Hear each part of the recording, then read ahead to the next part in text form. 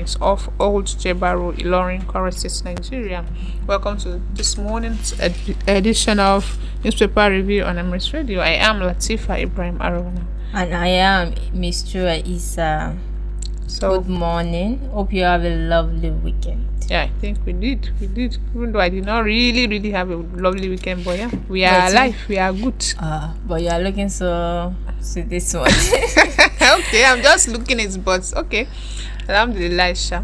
So yeah, you can come with us this morning. We have our news dailies. We have the Punch newspaper. We have the Nation newspaper, Daily Post newspaper, our online Royal newspaper, and also with me, I have the Daily Post, Punch newspaper, and the Leadership newspaper. So stay with us as we our dailies this morning.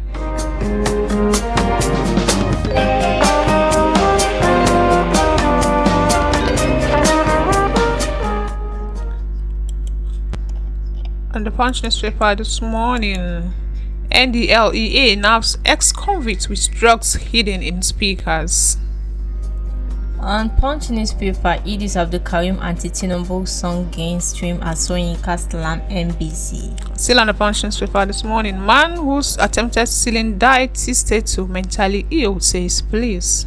On Daily Post newspaper, police detain popular singer Portable for alleged criminal defamation. Consequences of Southeast marginalization will be huge, says APC chieftain Joe Igbokwe. On Punch newspaper, federal government roll out flood preparedness campaign in 30 IRIC states. And on the Nation newspaper this morning, Palm Sunday, Khan seeks peace, servant leadership. No supremacy issue between Alaafin Ooni Olugbon on Punch newspaper. On the Nation newspaper this morning, no new revolution by FBI on Tinubu, says presidency. On Daily Post, why Nigeria may no longer witness national grid collapse, says Adelabu. And on the Daily Post newspaper, northern Nigeria faces rising flood risks amid ongoing heat wave. Still on Daily Post, NAFON, Nigerian government accuses tertiary schools of colluding with banks. Still on Daily Post, tell your papa I didn't attack Sheikh Tinubu with my song, only replied him, says Idris Abdulkarim. On Leadership newspaper, Fubara will return to Rivers government house, says Tom Polo. Yeah, and on our online Royal newspaper, Emir Sulu Gambari to ban ex-reps member Honorable Olododo as Gaskia of Ilorin Emirates. On Daily Post, northern Nigerian faces rising flood risks amid ongoing heat wave. Still on the Royal newspaper this morning, third annual Engineer Yusuf Lanre Shagaya Distinguished Lecture holds April 15th. So yeah, stay with us as we take you through the news info. We'll be right back.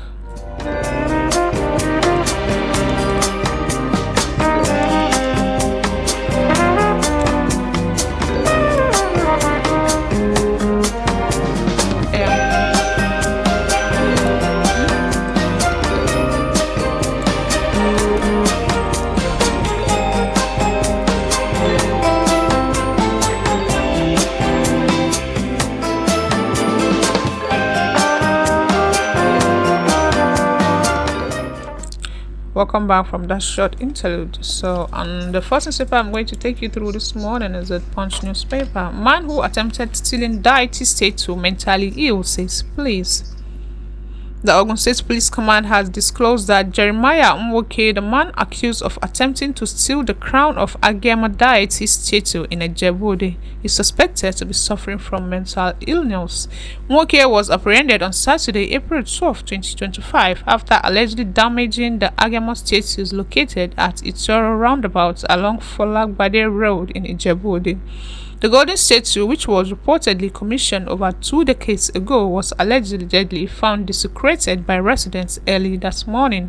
The viral video has shown a man in a blue top lying motionless, not far away from the fallen statue of the deity, with unconfirmed reports stating that the suspect was dead. Reacting to the incident, the spokesperson for the Ogun State Police Command, Omolola Odutola, clarified in a statement to newsmen on Sunday that, contrary to circulating rumor, the suspect did not die. A male adult, Jeremiah Owoko, desecrated the revered Agemo shrine by severing its crown, which has since been recovered and is in safe custody at Obalende police station, Odutola said. She explained that prompt police intervention at the scene prevented potential unrest among traditional worshippers who were outraged by the sacrilegious acts. On Punch newspaper, Idris Abdulkarim anti-Tinubu song gained stream as Soyinka slam NBC. Veteran Nigerian rapper Idris Abdulkarim protest track Tell Your Papa has recorded a remarkable milestone despite being banned by the National Broadcasting Commission.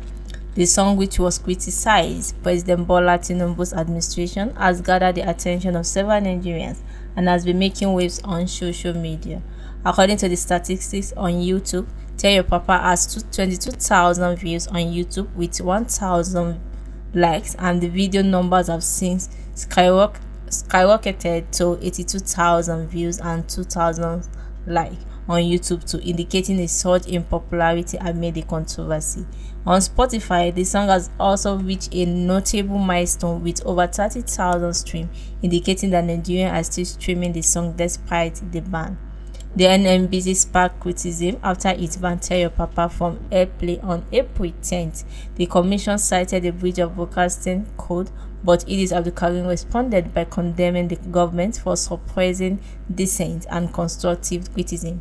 He likened the ban to the censorship of his iconic hit Jaga Jaga in 2004, accusing the current administration of being insensitive and vindictive.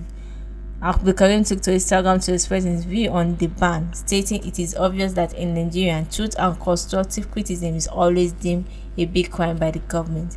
The ban was also faulted by the Performing Musicians Association of Nigeria, which predicted the ban would be counterproductive and make people want to stream it more. Similarly, in a statement yesterday, Nobel laureate Professor Wole Soyinka also condemned the NNBC over the ban, describing it as a return to the culture of censorship and a threat to the right to free expression. Yeah, do you think Nigeria don't really take constructive criticism? They don't take it well. I don't think so, because if they do, I don't see reason why they should ban that song seriously. Because the song is designed to no, he's not calling anybody out. He's just stating the facts, and which is the fact as it is in Nigeria. So away from that, anyway, I'm still on the Punch newspaper this morning. NDLEA naps ex-convicts with drugs hidden in speaker. A 41-year-old ex-convict and Malaysian returnee Ndubisi Udatsu, also known as Richard, has been arrested by operatives of the National Drug Law Enforcement Agency with attempting to traffic 2.7 kg of methamphetamine concealed inside two giant music speakers headed for distribution in Yola, Mubi, and across the border into Cameroon. Ndubisi, who confessed to returning to Nigeria to continue his drug trafficking operation after completing a jail sentence in Malaysia, was intercepted on Monday, April 7, 2025 by the NDLEA operatives at a checkpoint in Namtari along the Ngorore Yola Road in Adamawa State. A statement yesterday by the agency spokesperson Femi Babafemi said the suspect was traveling in a commercial transport bus when officers discovered the 4 parcels of meth and a monetary exhibit of 22,300 hidden in the speakers. In his statement, he claimed he returned to Nigeria to continue his illicit drug trade after serving out his jail term in Malaysia, where he had been arrested, convicted, and sent to prison for drug trafficking offences. Femi Baba added. Also on Daily Post, police detain popular singer Portable for alleged criminal defamation. Kwara State Police Command has arrested a popular singer Habib Okikiola Badmus, aka Portable, for alleged criminal defamation and other related offences. The arrest was carried out in Abeokuta, Ogun State, on Saturday by operative of the command acting on a petition by one Okunla Said, popularly known as Oshupa. This was contained in a statement yesterday by the spokesperson of the command, SP Adeton Ejire Adeyemi in Ilorin, the state capital. The statement read in part that the Kwara State Police Command wishes to inform the general public that following a petition received from Mr. Okunola Said, popularly known as Oshupa, against Mr. Habib Okikiola, also known in the entertainment as Portable. The petition border on serious allegations which include criminal defamation, threat to life, incitement, character assassination, conduct likely to cause a breach of peace, and the use of abusive and insulting words.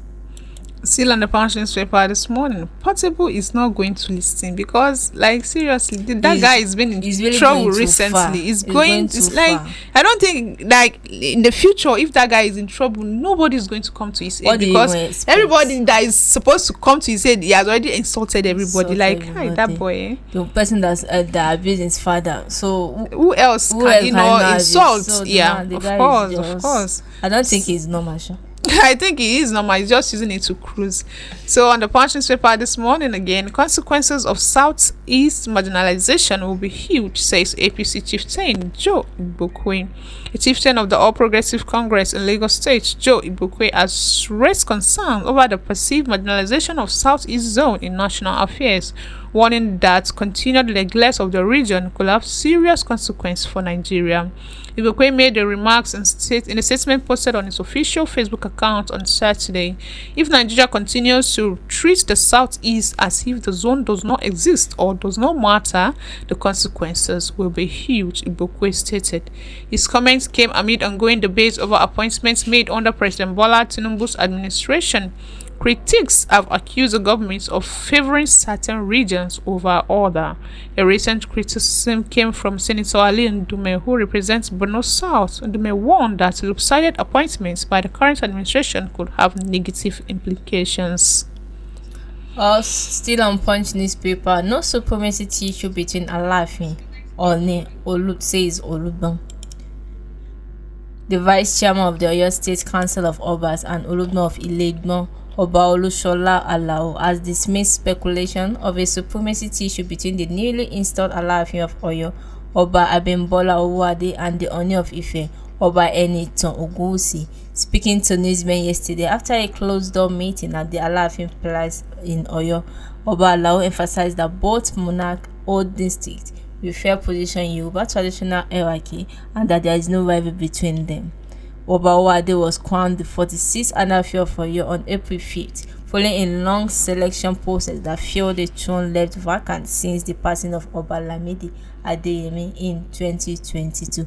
Oba Alao described his visit as a gesture of homage and solidarity, hailing the new Alaafin as leader of wisdom, intellect, and deep cultural understanding. And moving from that to the Nation newspaper this morning, Palm Sunday. CAM seeks peace, servant leadership. From the Christian Association of Nigeria, CAN, came yesterday a piece of advice to leaders: rise to the occasion with humility and a clear sense of purpose, and ensure peaceful coexistence among citizens. The CAN president, Archbishop Daniel Oko, gave the advice in Abuja as Christians all over the world mark Palm Sunday, the beginning of Holy Week.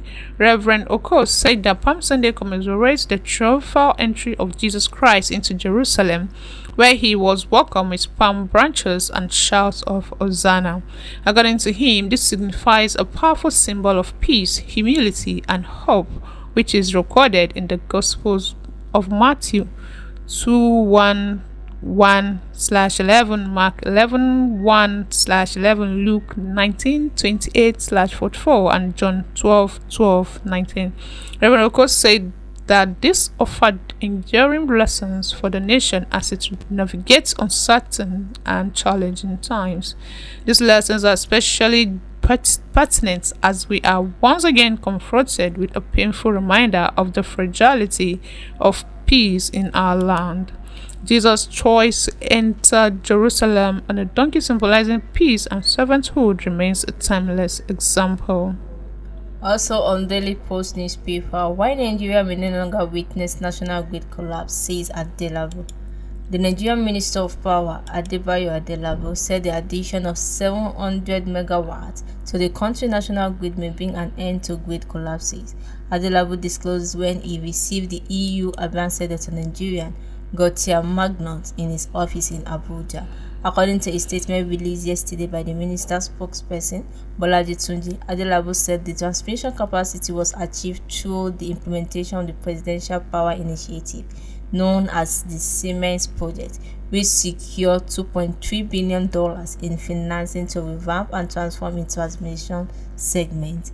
Giving an update on the project, Adelabu said the pilot of the initiative is 90% complete. He further said that they have almost completed the pilot phase of that project, which involved the importation, installation, commissioning, and energization of 10 power transformers across the country and another set of 10 mobile substations. Still on the Nation newspaper this morning, no new revelations by the FBI on Tinubu, says presidency.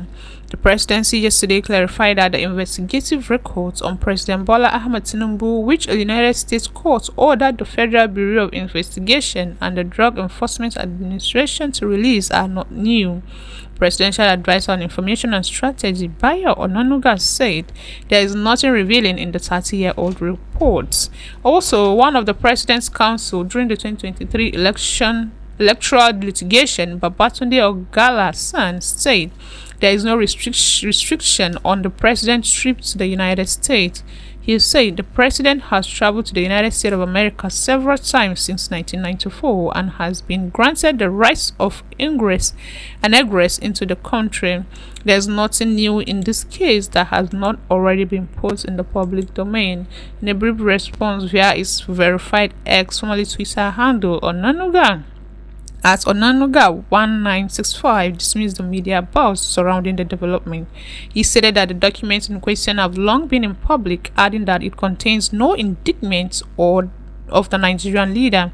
There is nothing new to be revealed. The reports by agents, most of the FBI and the DEA reports have been in the public space for more than 30 years. The report did not indict the Nigerian leader, Onanuga wrote. He said the president's legal team was reviewing the implications of the U.S. court ruling. His reaction comes in the wake of widespread media coverage of the judgment delivered last Tuesday by Judge Barry Howell of the U.S. District Court of the District of Columbia. Also on Daily Post newspaper, Nigerian government accuses tertiary schools of colluding with banks. The federal government has accused some universities of colluding with banks in unethical practice in the disbursement of student loan funds. The Director General of the National Retention Agency, NOAA, Lanwi Insa Onilu, revealed this after meeting with the Managing Director of the National Student Loan Fund, NAFOD, Akintunde Sonya. Issa Onilu, in a statement yesterday, said early indications suggest that university officials are withholding crucial information regarding the release of loan funds, prompting NAFOD to take immediate action. He said specific institutions working in collusion with central banks have deliberately delayed payment to successful student applicants for their financial gain. According to him, some universities are failing to acknowledge the disbursement made by NAFOD to the students. Sonya, who confirmed the concern at the meeting, stated that NAFOD had discovered instances where institutions receive student loan funds directly but fail to inform the students or properly record the payment. Still on the Nation newspaper this morning, why Tinubu deserves second term by Uzodinma. Imo State Governor Hope Uzodinma explains why the opposition cannot stop President Bola Ahmed Tinubu from securing a second term in 2027. He also speaks on his achievements and constraints in the last 6 years. Although the Bola Ahmed Tinubu's administration in the 23rd-month-old opposition politicians have started the campaign for 2027 polls. A lot of clandestine meetings are on. Consultation for some kinds of alliance are being held. Old rivals are trying to close ranks in a bid to consummate a sort of coalition. Also, efforts are being made by those who lost the 2023 presidential election to demarcate the administration through propaganda, in the crisis, and in their calculation weaken the presidents ahead of the next poll. They are threatening fire and brainstorm. However, Progressive Governors Forum Chairman Senator Hope Uzodinma, who acknowledged the tricks of the opposition, said the 2027 agenda will collapse like a pack of cards the same way it crashed in 2023. President Tinubu is performing, he is living to expectation. You don't change a winning team, he told reporters in Lagos at the weekend. Also on leadership newspaper, Fubara will return to River Government House, says Tompolo. Ex-militant leader in Niger Delta region, High Chief Government Ekpe-Mokolo, popularly known as Tompolo, has expressed confidence that the suspended River State Governor, Sir Siminalayi Fubara, will be reinstated. Ekpe-Mokolo made this declaration during celebration to mark his birthday anniversary during the weekend in Barama Two Kingdom, Warri Southwest local government area of Delta State. Recall that Fubara is deputy and members of the State House of Assembly were suspended via state of emergency proclamation on March 18, 2025 by President Bola Ahmed Tinubu, who appointed former Chief of Naval Staff Vice Admiral Ibokete Ibas to run the affairs of the state for initial 6 months as sole administrator.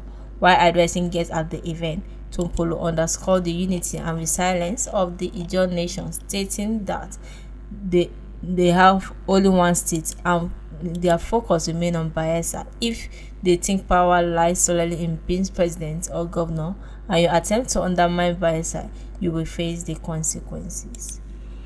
On the Daily Post newspaper this morning, Osun APC alleged planned attack on members alerts GP.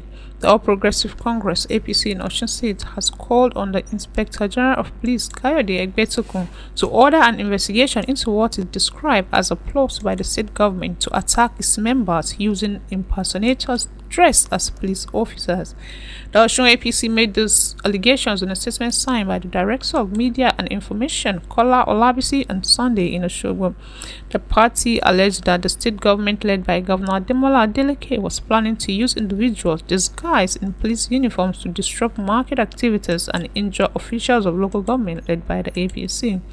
The party claimed that since the Court of Appeal in Akure reinstated its elected local government executives on February 10, 2025, the state government had been involved in various tactics to frustrate their return to office.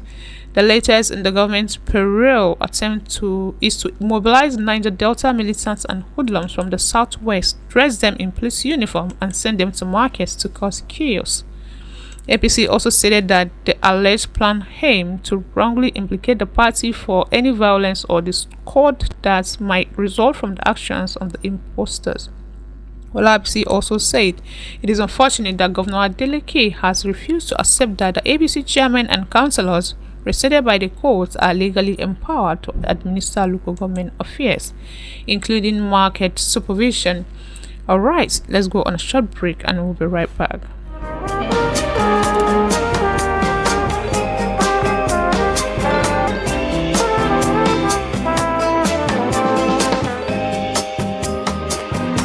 All the songs that you love. Got all the songs that you love. Got all the songs that you love. Got all the songs that you love. Got all the songs that you love. Got all the songs that you love.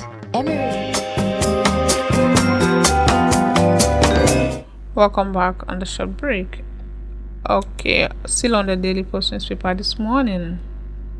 Okay, on Daily Post, northern Nigeria faces rising flood risks amid ongoing heat wave.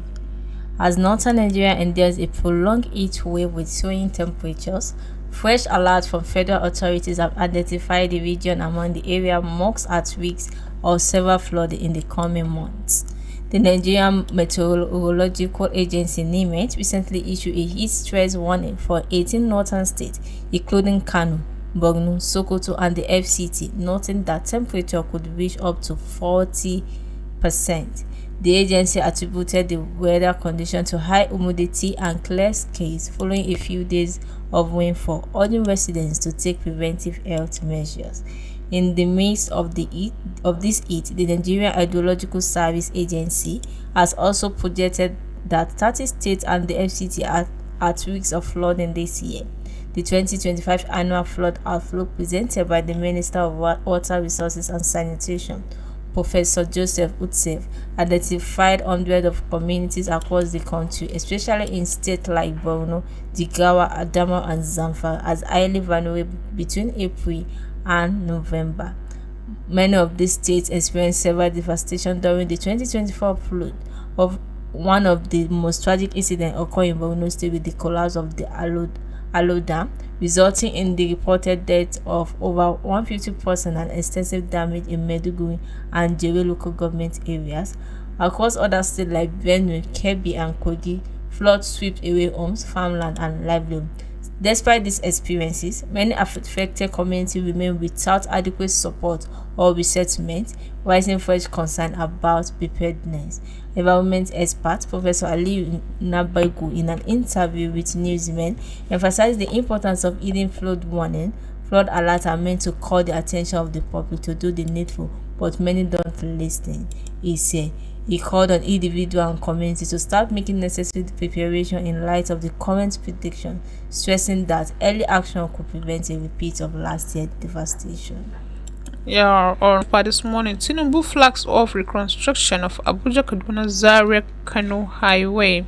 President Bola Ahmed Tinubu has officially flagged off the reconstruction of the Abuja Kaduna Zaria Kano Federal Highway, a major infrastructure project considered critical to the socio-economic well-being of northern Nigeria. Speaking on behalf of the president at a ceremony held in Jere, Kagaruko local government area of Kaduna State yesterday, Governor Obasani described the road as a lifeline connecting the Federal Capital Territory to over 12 states across the north central, northwest, and northeastern region. This is the busiest road in the northern Nigeria and the second busiest in the country after the Lagos-Ibadan Expressway.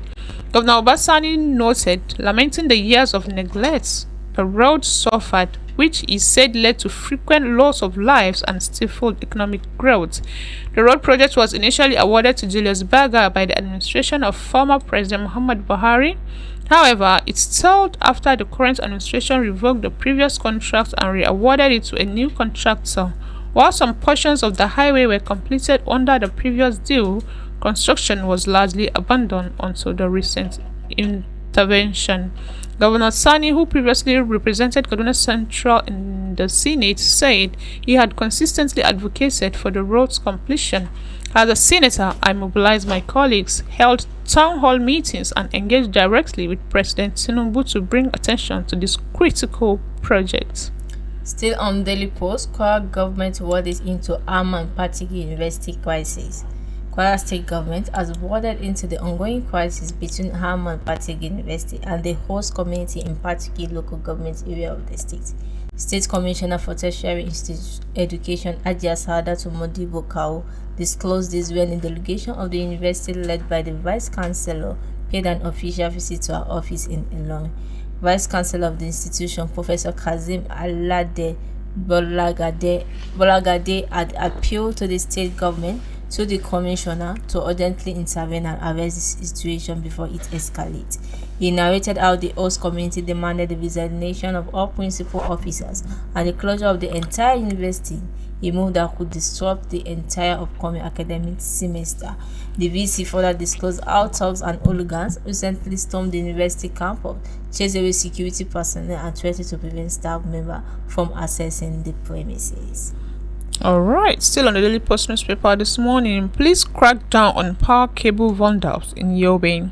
Yobe State Police Command said its operatives have arrested 2 suspected vandals with power transmission cables in a significant stride in combating vandalism of public property.